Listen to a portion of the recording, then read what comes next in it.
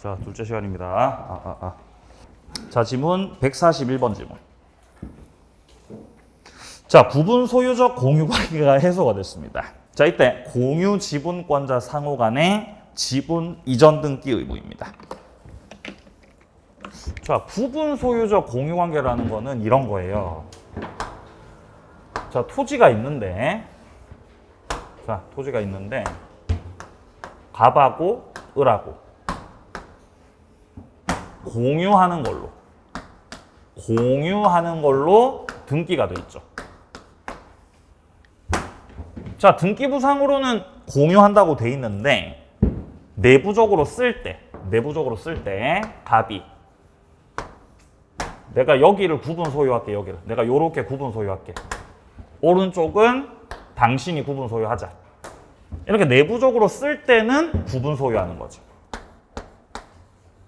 그래서 구분 소유를 하는 모습과 공유를 하는 모습이 섞여 있는 형태, 이런 거를 구분 소유적 공유 관계라고 하는 거죠. 자, 근데 여기서 이제 이 관계를 끝내려면은 결국 갑과 을이 하고 있는 상호 명의 신탁을 해지를 해야 돼. 명의 신탁을 해지한다는 건 이거죠. 갑이 가지고 있는 지분이 토지 전부에 퍼져 있고, 자, 갑의 지분 2분의 1 토지 전부에 퍼져 있다. 자, 그리고 을이 가지고 있는 지분 2분의 1 토지 전부에 퍼져 있다. 그럼 이 관계를 끝내고 이제 각자 갈 길 가려면은 갑이 내가 이제 여기를 소유할 테니까 여기에 있는 을의 지분을 줘야죠. 그럼 반대로 을은 자신이 소유할 곳, 여기에 갑의 지분 들어가 있죠. 갑의 지분 줘야죠. 그러니까 상호 간에 상대방한테 지분을 돌려주는 거죠. 이거 누가 먼저 줘야 돼요? 동시에 줘야 된다는 거죠. 동시에. 그래서 이게 동시 이행 관계다. 142번입니다. 경매가 무효가 됐어요. 경매가 무효가 됐으니까 받았던 것들을 되돌려야 되겠죠. 받았던 거 되돌려야 돼요. 자, 경매가 됐다는 거는 예를 들어 갑이란 사람이 건물을 가지고 있는데 갑이 소유했던 그 건물을 을 쪽에서, 채권자 을 쪽에서 너 돈 안 갚냐? 라고 하면서 경매 신청하는 거죠. 건물 경매 신청하는 거예요. 건물이 매각이 되겠죠? 건물이 팔렸지. 건물을 병이 낙찰받았습니다. 자, 병 쪽에서 이 건물을 경락을 받았다. 자, 경락도 받고 등기까지 다 했습니다. 그럼 병 쪽에서 건물을 낙찰받으면서 법원에서는 경락 대금을 법원에서 을한테 갖다 주겠죠. 을이 우선 변제 받으니까. 자, 채권자로서 배당받는 거죠. 배당. 이렇게. 그래서 채권자 을은 배당을 받고, 병은 경락을 받고, 갑은 건물이 매각 당한 거죠. 자, 이러고 있다가 경매가 무효가 됐다는 거죠. 경매가 무효가 됐어. 이런 경우 있습니다. 절차상에 문제가 생겨서 경매가 무효가 되면은 받았던 거 되돌려야 되겠죠. 그러면 건물을 경락받은 병은 말소를 시키고 건물을 갑한테 되돌려줘야죠. 그리고 채권자 을 쪽에서는 받았던 배당금을 경락인한테 줘야죠. 요렇게. 그래서 병은 갑한테 돌려주고 을은 병한테 돌려주는 거니까 상대방이 엇갈려 있는 상황이죠. 이거는 동시이행 관계가 아니다라는 거야. 아니다. 낙찰자의 등기 말소 의무, 근저당권자의 대금 반환 의무, 동시이행 관계가 아니다. 엇갈려 있습니다. 자, 143번으로 내려갑니다. 상가 임대차가 끝났습니다. 이때 임대인 쪽에서 권리금 회수를 방해하셨네요. 권리금 회수를 방해했으면 손해배상 책임져야 되는 거죠. 그래서 이 임차인에게 지게 되는 손해배상 의무, 그리고 임차인의 목적물 반환 의무. 이거는 동일한 요건에서 발생한 것이 아니죠. 임차인이 목적물 반환하는 건 임대차가 끝나서 그런 거죠. 임대차 끝났으니까 돌려줘야죠. 근데 임대인 쪽에서 손해배상 책임을 지는 거는 권리금 회수를 방해했기 때문에 책임을 지는 거거든요. 그럼 이 두 가지는 같은 제도다, 다른 제도다? 다른 제도입니다, 지금 이거. 그러니까 동시 이행 관계가 아니다. 144번 당사자 쌍방이 각각 별개의 약정으로 채무를 부담하게 되었다. 자, 그러면 별개의 약정으로 채무를 부담하게 됐다는 것은 채무가 결련성이 없다는 거예요. 뭐가 없다고? 결련성이 없다고, 채무가. 당사자 간의 특약으로 채무 이행과 어떤 채무 이행 관계를 결련시켜서 동시 이행을 하기로 뭔가 특약을 했다는 그런 사실이 없는 한은 이 경우는 동시 이행의 항변권이 생긴다고 볼 수 없다는 겁니다. 별개 약정. 자, 145번 내려갑니다. 소송을 제기하기 전이었어요. 소제기 전에는 굳이 동시 이행의 항변권을 주장해야 되는 거 아니죠? 소제기 전에는요. 이미 관계를 유지하고 있으니까. 그러나 소송이 제기되고 나면 반드시 항변권을 주장해야 되는 거죠. 그래야 법원에서 고려하고 이게 원용이 돼서 상환 급부 판결 떨어지는 거죠. 자, 정리합니다. 소제기 전에는 항변권 주장해야 돼요? 주장 안 해도 돼요? 주장 안 해도 돼요. 소제기 전에는요. 근데 소제기 후에는 법원에서 이걸 인용하게끔 만들려면은 주장을 해야 된다는 거죠. 146번 동시이행에 항변권이 붙은 채권을 자동 채권으로 해서 상계시키겠다. 안 됩니다.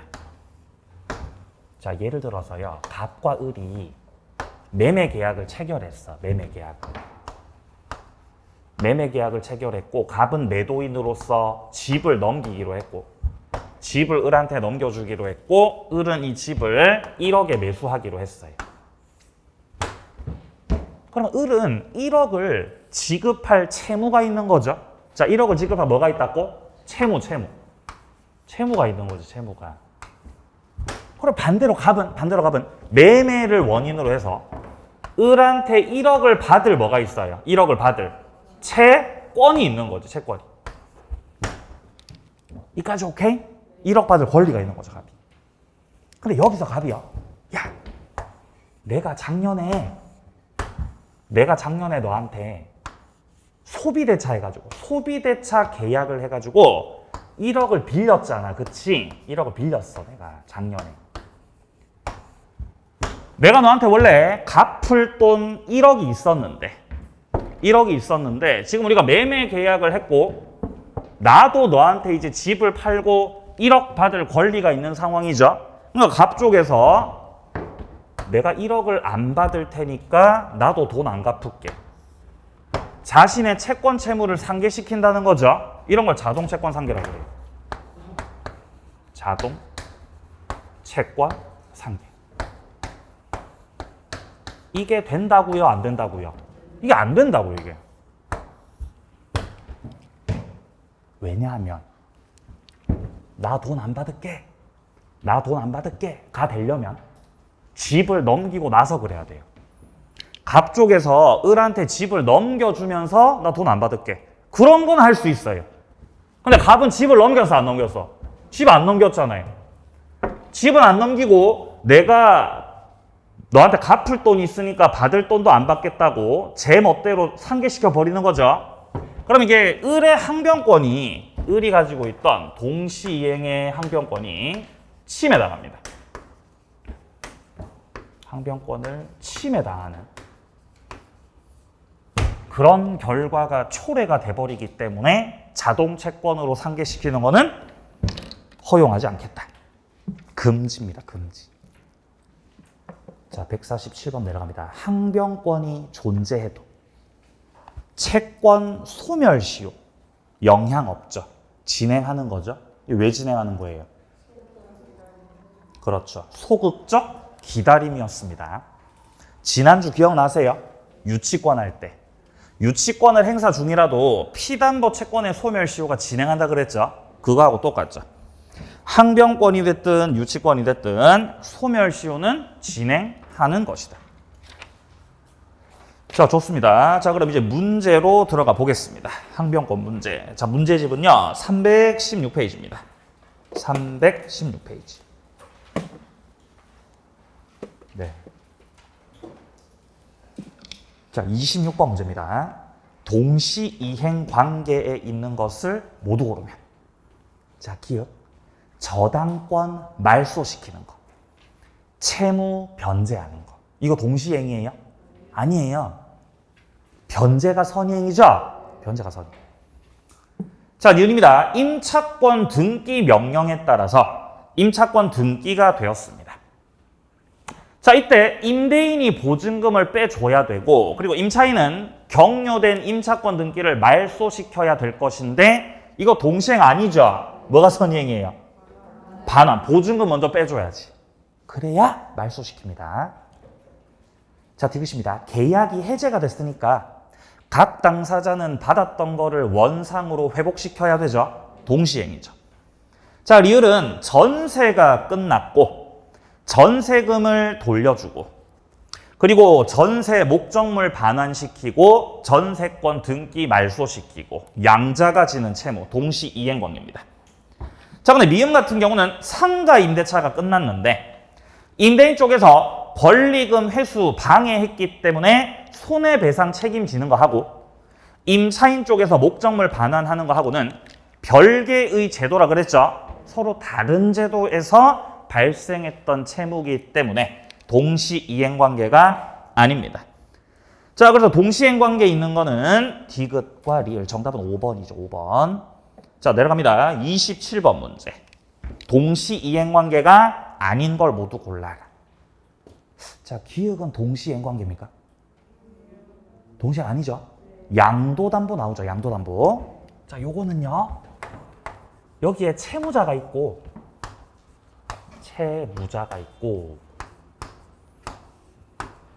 그리고 담보권자가 있을 때. 담보권자. 자, 여기서 말하는 담보권자는 아까 봤던 저당권자일 수도 있고 가등기 담보권일 수도 있고 양도담보권일 수도 있겠습니다. 저당권이든 가등기 담보든 양도담보든 이것들을 말소시킬 때 갑 쪽에서 돈을 갚아야 말소시키는 거죠. 돈을 갚아야지. 채무자 쪽에서 변제를 하는 게 선이행이에요. 변제가 선이행. 네가 돈을 갚아야 이것들을 말소시켜 주겠다라는 거죠. 다 마찬가지입니다. 마찬가지. 저당권이든 가등기 담보권이든 양도담보권이든 전부 다 담보 물권들입니다. 담보 물권들. 기억이 좀 남아 있습니까? 가등기 담보권은 무슨 등기하는 거예요? 채권자 명의로. 가등기하는 거죠. 가등기. 요거는 무슨 등기하는 거죠? 소유권 이전 등기해 놓는 거죠. 자, 그래서 현재 지문에서 가등기 담보권자의 청산금 반환. 죄송합니다. 기억 보고 있었죠? 양도담보 채무자의 변제. 담보권자의 소유권 이전 등기 말소. 이거 동시행 관계가 아니라 변제가 선이행입니다. 자, 니은입니다. 가등기 담보권자 쪽에서 청산금을 주는 거 하고 채무자 쪽에서 목적물 넘겨서 소유권 이전시키는 거. 이거는 3단계, 4단계죠. 기억나세요? 3단계, 4단계. 가등기 담보 등에 관한 법률에서 청산 절차가 있었거든요. 청산 절차. 청산 절차 몇 단계죠? 4단계. 청산전자 4단계, 4단계. 4단계죠? 3단계라고 하시는 분들은 다른 수업 들으신 거예요. 다른 강사. 네? 다른 강사 3단계라고 그러거든. 들켜버렸죠? 들켜버렸죠. 자, 일단 첫 번째가 실행통지. 자, 실행통지가 1단계. 네? 실행통지가 1단계고, 그 다음 2단계가 뭐였어요? 청산 기간이 흘러야 돼요. 청산기간이 2개월이. 청산기간 2개월 지나고 2개월이 흐르고 나면 이제 청산금이죠. 채권자 쪽에서 청산금을 채무자한테 지급하고, 그리고 청산금 지급받으면서 채무자 쪽에서는 목적물에 대해서 본등기 해주는 거죠. 본등기. 목적물 넘기고 이전 등기 해주는 거, 이렇게 총 4단계인데 여기서 청산금을 지급하고 본등기를 해주고, 요게 이제 동시이행 관계라 이 말이죠. 요 관계가 동시이행. 3단계, 4단계가 동시이행입니다.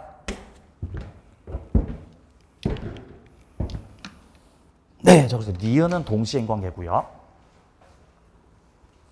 자, 디귿입니다. 가등기, 담보, 말소, 피담보 채무, 변제.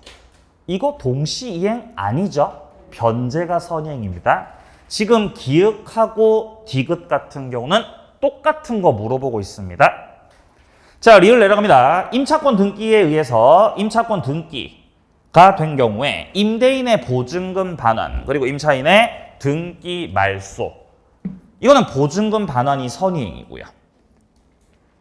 자, 미음입니다. 경매가 무효가 됐을 때 낙찰자 쪽에서 등기 말소시키는 거 하고, 근저당권자 쪽에서 대금을 반환하는 거 하고 엇갈려 있다 그랬죠? 요거 지금 요거 말하는 거죠. 요거. 말소시키고 돌려주기, 배당금 돌려주기. 엇갈려 있기 때문에 동시이행관계가 아니다. 자, 비읍으로 내려갑니다. 구분 소유적 공유관계가 해소가 됩니다. 이런 걸 상호 명의신탁 해지라 합니다. 구분 소유적 공유관계를 끝낸다는 거를 상호 명의신탁을 해지한다라고 바꿔 쓸 수 있습니다. 그럼 상호 명의신탁이 해지가 된 거니까 양 당사자가 상대방한테 지분 다 돌려주는 거죠. 네, 서로 동시에 돌려줘야 됩니다. 자, 그러니까 동시이행관계가 아니다라고 하면은 기읍과 디귿과 리을과 미음이 되겠죠. 정답은 2번이었습니다. 자, 좋습니다. 다음 문제 29번 문제. 동시이행관계에 있는 것을 모두 고른 것은, 자, 기억입니다. 가압류 등기가 있는 부동산 매매입니다. 보통의 매매가 아니라 가압류가 들어와 있는 부동산을 매매하는 거니까 소유권만 넘겨준다고 될 게 아니죠. 매도인 쪽에서는 가압류를 말소시켜서 정리하고 그 다음에 물건 넘겨줘야 되겠죠. 그러니까 매도인 쪽에서는 소유권 이전 등기 의무뿐만 아니라 가압류 말소시킬 의무도 동시이행관계로 묶이죠. 묶여서 매수인의 대금 지급 의무. 맞습니다. 동시이행관계. 자, 리을입니다. 주택임대인과 임차인 사이에서 임대차 보증금 반환. 또 나오네요. 임차권 등기 명령, 임차권 등기 말소. 보증금 반환이 선이행이죠. 자, 디귿입니다. 채권 담보 목적으로 맞춰진 가등기 말소. 이런 걸 뭐라 그러죠? 채권 담보 목적의 가등기. 이거 뭐예요? 요거죠. 가등기 담보권. 맞나요? 가등기 담보 말소가 먼저다, 변제가 먼저다. 변제가 먼저다, 변제가. 그러니까 디귿도 동시이행관계가 아닙니다. 자, 해서 정답은 1번이죠. 기읍. 좋습니다. 32번 문제 내려갑니다. 동시이행 항변권 설명으로 틀린 겁니다. 자, 1번입니다. 가압류 등기가 있는 부동산 매매 계약입니다. 특약이 없는 한 매도인의 소유권 이전 등기, 그렇죠? 그리고 가압류 등기 들어와 있는 거 말소시키고 매수인은 대금을 지급하고 다 동시이행관계. 자, 2번 지문은 동시이행관계에 있는 일방의 채무도 이를 발생시킨 계약과 별개의 약정으로 성립했다 그러죠. 약정이 별개니까 이거는 채무가 결련성이 없는 상태죠. 그러면 동시이행 항변권 인정된다, 인정 안 된다? 인정 안 됩니다. 2번 틀렸습니다. 2번 정답. 자, 근데 3번은 쌍방의 채무가 별개의 원인에 기한 것이지만 그래도 동시에 이행을 하기로 특약을 했죠. 당사자가 그렇게 정했으면은 그런 경우는 동시 이행 관계가 맞는 거죠. 자, 4번입니다. 계약이 무효가 됐다, 취소가 됐다. 그러면은 받았던 거 돌려줘야죠. 부당이득 반환, 동시이행 관계. 자, 5번입니다. 동시이행 관계에 있던 일방의 채무가 이행불능으로 인해서 손해배상 채무로 바뀌었어요. 여기서의 손해배상 채무를 연장이라 그러죠. 연장. 원래 있던 기존 채무의 연장에 있는 거죠. 따라서 여전히 반대급부와 동시 이행관계 속에 들어가 있는 거죠. 정답은 2번이었습니다. 자, 다음 문제입니다. 뒤로. 자, 34번 문제. 34번 문제입니다. 매도인 갑과 매수인을이 아파트 매매 계약을 체결했습니다. 자, 매수인이 중도금을 먼저 이행하기로 했는데 이행을 지체하던 중 갑도 자기 채무 이행 제공 없이 이행기를 지나버렸습니다. 별도의 특약이 없는 경우에 판례에 의할 때 타당한 것은. 지금 누가 나쁜 놈이죠? 갑이 나쁜 놈, 을이 나쁜 놈. 똑같은 놈이죠. 똑같은 거죠. 갑도 안 하고 있고 을도 안 하고 있고 둘 다 안 하고 있죠. 동시 이행 관계입니다. 그러면 이행기를 지나도록 갑도 안 하고 있고 을도 안 하고 있으니까 둘 다 이행 지체 책임 진다 안 진다? 책임 안 지죠 이거. 둘 다 책임 없습니다. 자, 1번입니다. 잔금 지급일이 지났기 때문에 갑과 을의 매매 계약은 자동 해제가 되었다. 아니요. 둘 다 지체 책임을 지지 않고 채무 불이행도 아닙니다. 지금 현재. 자동 해제될 수 없습니다. 자, 2번입니다. 갑은 자기 채무 제공이 없는 상태에서 을의 중도금과 잔금 지급 지체를 이유로 매매 계약을 해제할 수 있다. 해제가 되겠습니까? 해제가 안 되지. 왜 안 되죠? 지도 안 하니까. 지도 안 하니까 해제 못 해요. 해제 못 해. 그러니까 해제가 되려면 이런 거예요. 해제가 된다는 거는 너 왜 돈 안 줘? 갑이 을한테 너 왜 돈 안 줘? 야, 나는 소유권 이전에 대한 나는 서류를 다 너한테 제공했고 나는 다 이행을 했는데 왜 너는 돈 안 줘? 이러면은 을은 이행을 지체하는 거예요. 이거는 균형 상태가 아닌 거죠. 갑 쪽에서는 이행을 했다, 이행을 안 했다. 이행을 한 거죠. 나는 제공했어. 근데 너는 해야 안 해요? 넌 안 하잖아. 그럼 누가 나쁜 놈이죠? 을이 나쁜 놈 돼요. 이행 지체죠? 이게 채무 불이행이라고요. 이러면 채무 불이행이에요. 이행 지체니까 이 경우는 갑 쪽에서 을에게 이행을 최고하고 그래도 을이 이행을 계속해서 하지 않는다면 계약을 해제할 수 있겠죠. 그죠? 서류 돌려받고요. 자, 근데 지금은 갑도 서류를 제공하지 않은 상태고 을도 돈을 안 주고 있는 상황이죠. 둘 다 안 하고 있는 거죠. 이러면 이행지체다, 이행지체 아니다. 아니죠. 둘 다 안 하고 있잖아요. 따라서 이 경우는 채무 불이행이다, 채무 불이행이 아니다. 그거 아니라는 거예요. 채무 불이행 책임을 지지 않는다. 둘 다 책임을 지지 않습니다. 둘 다 안 하고 있기 때문에. 자, 그렇기 때문에 이런 상태에서는 이 갑 쪽에서 계약을 해제한다는 거는 안 된다. 틀렸습니다. 자, 3번입니다. 을은 갑으로부터 등기에 필요한 서류를 교부받을 때까지 중도금 그리고 잔금 이걸 거절할 수 있는 동시이행 항변권이 있다. 그쵸? 갑 쪽에서 서류를 안 주니까 나도 중도금, 잔금 줘요, 안 줘요? 안 주지. 그럼 을이 중도금, 잔금 안 주니까 갑은 서류 넘겨, 안 넘겨? 갑도 안 넘기지. 둘 다 안 하죠? 둘 다 안 하죠. 둘 다 항변할 수 있죠, 그러면. 똑같습니다. 똑같아. 3번 정답. 자, 4번입니다. 갑과 을은 동시이행 항변권을 주장해야만 지체 책임을 면한다. 지금 소송 들어갔어요? 소 안 들어갔어요? 소송 안 들어갔잖아요. 주장해야 돼요? 안 해도 돼요? 안 해도? 주장을 안 해도 동시이행 관계 속에 들어가 있습니다. 자, 5번입니다. 동시이행 항변권이 존재하는 경우에 갑의 매매대금 채권은 소멸시효가 진행하지 않는다. 소멸시효 진행해야 안 해요? 진행하지.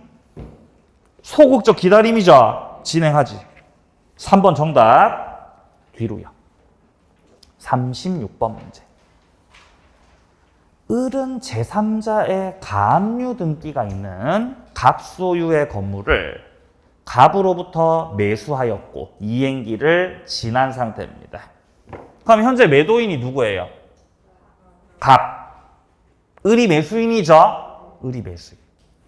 1번입니다. 갑의 소유권 이전 등기 의무, 그리고 가압류 말소시키는 거 하고 을이 돈 주는 거, 그쵸? 다 묶여서 동시 이행 관계다. 자, 1번입니다. 2번입니다. 갑은 을에 대해서 매매대금 채권을 자동 채권으로 해서 상계적상에 있는 을의 갑에 대한 대여금 채권과 상계할 수 있다.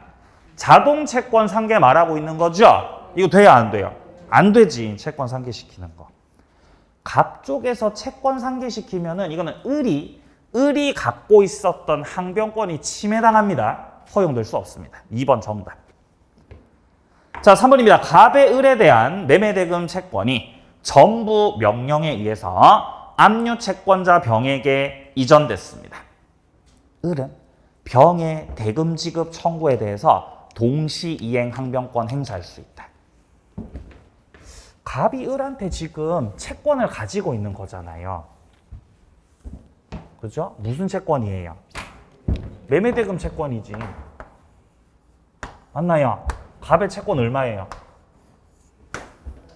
안 나와요. 안 나오네. 죄송합니다. 자, 갑이 매매대금 채권. 매매대금 채권을 가지고 있는 거죠. 대금 채권. 뭐 1억이라고 가정해봐요. 1억. 갑은 을하고 매매 계약을 체결했고 을한테 매매 대금으로 받을 돈이 1억이다. 1억. 자, 1억을 받으면서 갑은 이제 가압류 말소시켜 줘야 되고 건물을 을한테 넘겨줘야죠. 근데 여기서 갑한테 받을 돈 있었던 채권자 병. 갑한테 받을 돈이 있어요. 너 돈 안 갚냐? 라고 하면서 갑한테 소재기해서 갑을 상대로 소송을 제기하여 갑이 을 상대로 가지고 있는 1억 받을 수 있는 대금 채권 있죠? 이거를 소재기 해가지고 채권을 가지고 왔다는 거예요. 그래서 채권 1억을 병이 갖고 왔어요. 이렇게. 상황 이해되세요? 그러면은 병이 누구한테 돈 달라 그래요? 을한테 돈 달라 그러죠. 을한테. 돈 주세요. 이렇게 1억 달라고 청구한다고요. 청구할 수 있습니까? 청구할 수? 있죠. 을의 입장에서 생각을 해보세요. 을은 건물을 사기로 했죠. 건물 대금으로 1억을 줘야 되는 거죠. 그러면 을이 병한테 1억을 주려면은 갑한테 뭐 받고? 건물 받고. 자, 갑한테. 갑에게 건물을 넘겨받으면서 을도 1억을 줘야 되겠죠? 무슨 관계? 동시행 관계라는 거예요. 당사자, 채권의 당사자가 갑에서 병으로 바뀌었지만 결국 동일한 계약에서 발생한 채권 채무 관계여서 여전히 동시이행 관계를 유지하고 있다는 겁니다. 자, 그러면 병 쪽에서 을한테 1억 달라고 청구를 하더라도 갑 쪽에서 건물을 안 넘겨주면 을도 1억을 준다, 1억 안 주고 항변한다. 항변한다는 거예요. 1억 안 줘. 즉 병한테 동시이행의 항변권 행사를 할 수 있다는 겁니다. 죄송한데 건물이 아직 안 들어와서 나도 1억을 못 넘겨줍니다 라고 항변할 수 있다는 거죠. 자, 4번입니다. 갑과 을의 채무가 동시이행 관계에 있더라도 갑의 매매대금 채권은 소멸시효가 진행한다. 진행해요? 왜 진행해요? 기다림. 자, 5번 을이 대금 채무를 선이행하기로 약정했더라도 그 이행을 지체하는 동안에 갑의 채무 이행기가 도래했습니다. 비록 선이행 의무자라고 하더라도 상대방의 채무가 결국 변제기에 도래했다는 것은 둘 다 안 하고 있는 상태 아니겠습니까? 이런 경우는 선이행 의무자도 항변을 해요, 못 해요? 항변을 하죠. 그렇죠? 예외가 두 개가 있었잖아요. 예외가. 그렇죠? 예. 자, 원칙적으로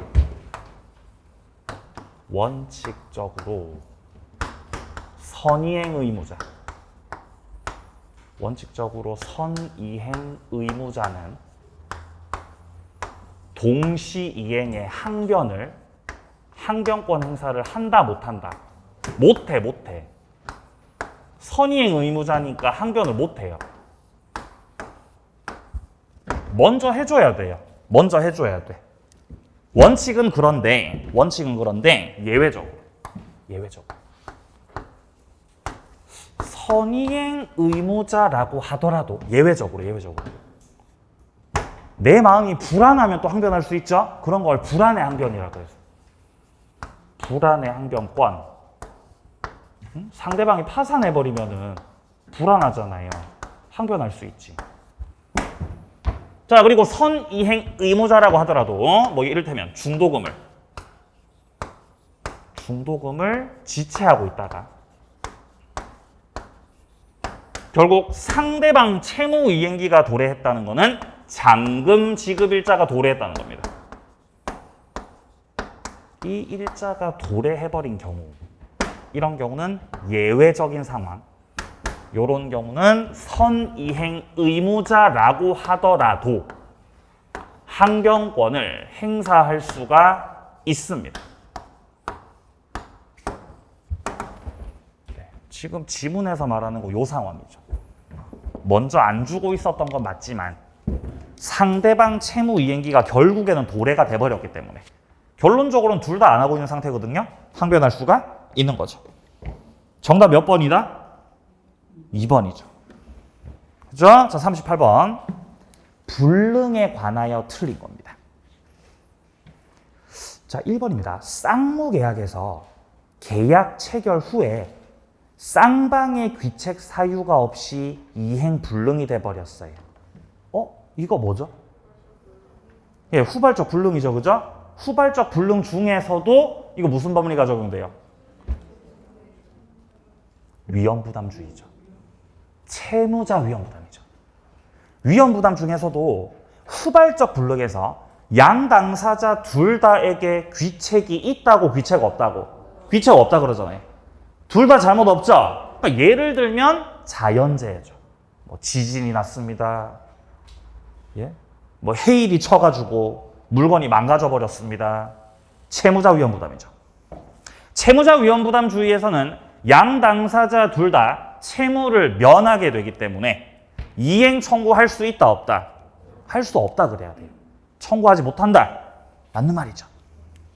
자, 2번입니다. 계약 체결 후 쌍방의 귀책 사유 없이 이행 불능이다. 역시 채무자 위험부담이죠. 둘 다 잘못 없습니다. 그러면 이미 이행했던 급부가 법률상 원인 없는 급부가 되기 때문에 돌려줘야 되는 거죠. 뭐 예컨대 받았던 계약금이나 중도금이 있다면은 다 돌려주고, 그리고 추가적으로 잔금도 달라고 할 수가 없는 거죠. 3번입니다. 계약 당시에 이미 이행이 불가능했다면, 이러면 이거 뭐예요? 원시적 불능이죠. 그렇죠? 원시적 불능은 일단 무효라고 해야 돼요. 무효. 별 특별한 말 없었으면은 원시적 불능은 무효다. 무효. 그러니까 채권자가 채무자에게 이행을 구하는 것은 허용되지 않는 거예요. 왜 이행 청구 못하는 거죠? 무효니까. 무효니까 불능이니까. 4번 내려갑니다. 계약 당시에 이미 불가능했다면, 즉 원시적 불능이라면 민법 535조에서 정하고 있는 계약 체결상 과실 책임이 적용될 수 있는 거죠. 물론 원시적 전부 불능이어야 되고, 그리고 원시적 전부 불능에 대해서 일방은 알았거나 알 수 있었고 타방은 몰랐고 무과실이어야 되겠죠. 예, 그런 요건들을 다 갖추고 있다면은 개체과가 적용될 수 있겠습니다. 자, 5번은 계약 체결 후 토지가 수용된 거죠.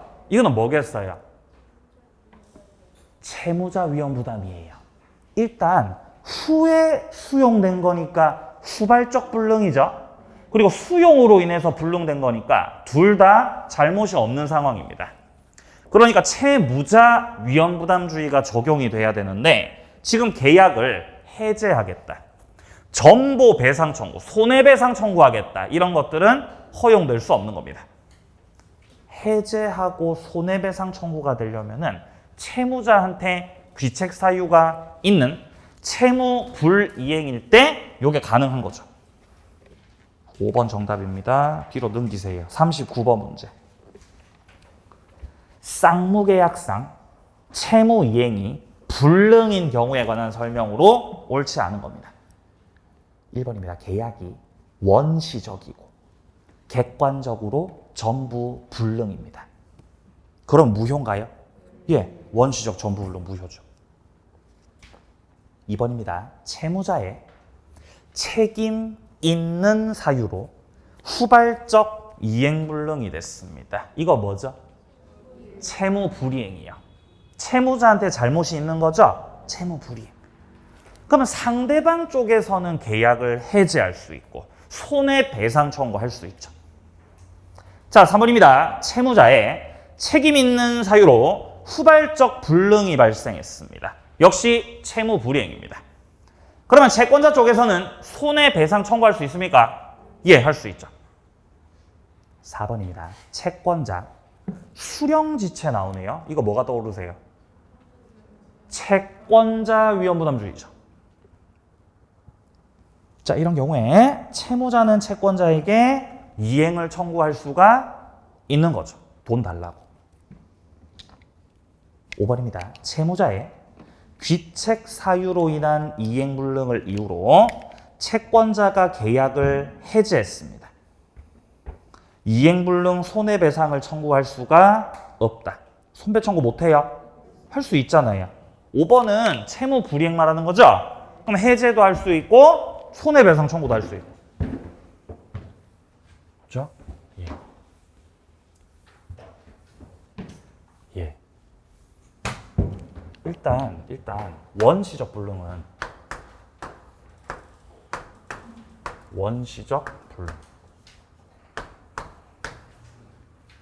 원시적 불능에서는 원시적 전부 불능.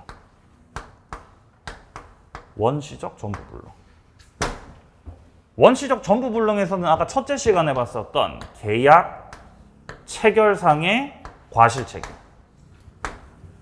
535조가 적용돼 가지고 여기서는 신뢰손해 배상 책임을 묻는다. 신뢰손해. 근데 뭐를 못 넘기고요?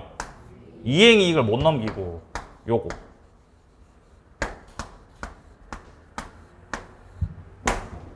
그죠? 자, 근데 원시적 불능인데 일부가 불능일 때는 이제 시험에서 물어볼 수가 있는 게 수량 부족. 담보 책임으로 해결합니다. 담보 책임.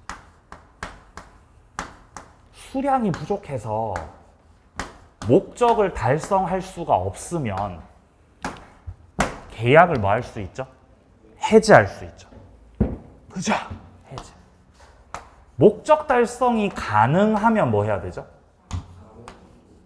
그렇죠. 감액 청구. 선택하는 거죠.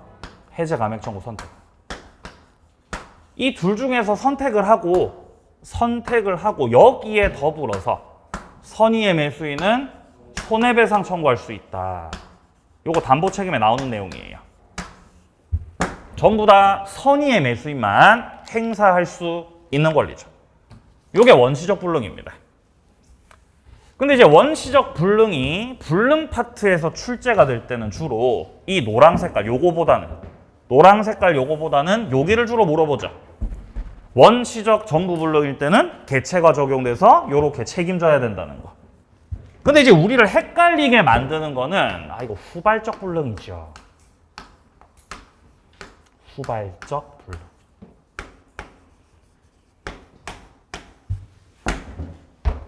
채무자에게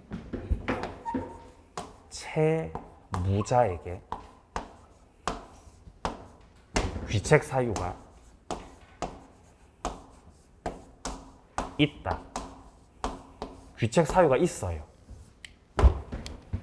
채무자라고 하면은 매매 계약에서 건물을 넘겨줘야 되는 사람이 대표적이죠. 내가 건물을 팔기로 했는데 내가 잘못해가지고 건물 부셔져 버렸어요. 그럼 내 잘못으로 건물이 부셔져 버린 거니까 이거는 채무 불이행이라고 하셔야 돼요.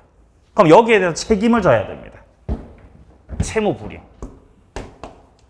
불이행이 돼서 상대방 쪽에서 계약을 뭐 할 수 있고 해제할 수 있죠. 계약을 해제할 수 있어요. 추가적으로 또 뭐 하고요? 손해배상 청구. 이런 거 할 수 있어요. 이게 흔들리면 안 돼요. 우리 그 법률행위 파트에서 그런 거 있었잖아요. 갑이 토지를 을한테 팔기로 했는데, 그 이후에 중도금 챙기고 병이 나타나가지고 더 비싸게 산다 그러니까 병한테 팔고 등기 넘기는 거. 이중매매죠. 그럼 이중매매가 돼가지고 갑이 물건을 을한테 팔기로 했는데 물건을 병한테 넘겼잖아요. 그러면 갑은 더 이상 을한테 물건을 넘겨줄 수가 없는 거죠. 그거 누구 잘못이에요? 갑 잘못이죠. 채무자한테 귀책 사유가 있는 거죠. 예, 그럼 그게 이제 채무 불이행되는 거예요. 그러니까 일매수인은 갑을 상대로 해서 계약을 해제할 수 있고 손해배상 청구할 수 있다. 기억나세요? 그거 적용되는 거죠, 그게. 자, 근데 여기서 후발적 불능에서 채무자에게 잘못이 없을 때가 있죠. 채무자한테 귀책 사유가 없는데요. 이런 경우는 위험 부담이 됩니다. 위험 부담.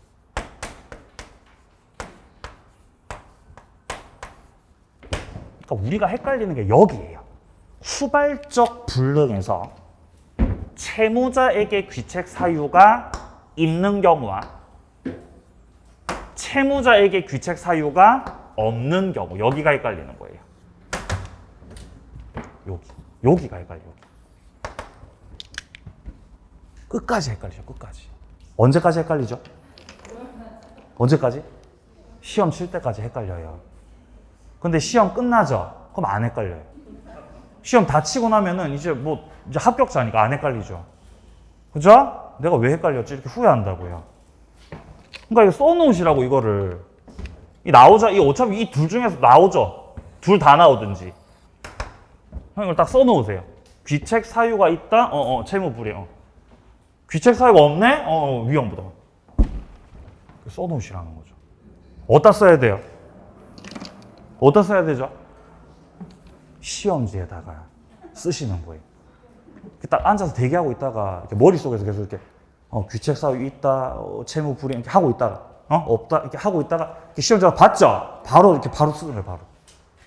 그죠? 그렇게 보고 하면 되잖아요. 그렇게 해가지고. 반칙이에요? 반칙 아닌데요. 시험지 쓰면 반칙 아닌데요. 책상에 쓰지 마시고요. 그거 걸리면 어떡할 거예요? 자, 그래서 채무자한테 귀책 사유가 없어서 위험 부담이 적용될 때는 여기서 채권자에게도 귀책 사유가 없다. 야, 이러면은 이거는 위험부담의 원칙 되는 거죠. 채무자주의. 쌍방에게 귀책 사유 없습니다. 이런 경우는 채무자주의가 적용됩니다. 채무자 위험부담주의가 적용될 때는 자연재해로 인해서 불능이 된 상황이기 때문에 양 당사자 둘 다 채무를 면하게 되죠. 그리고 계약금 중도금 받았던 거 돌려줘야 되고 잔금 달라고 청구할 수가 없고 빠이빠이 하셔야 돼요.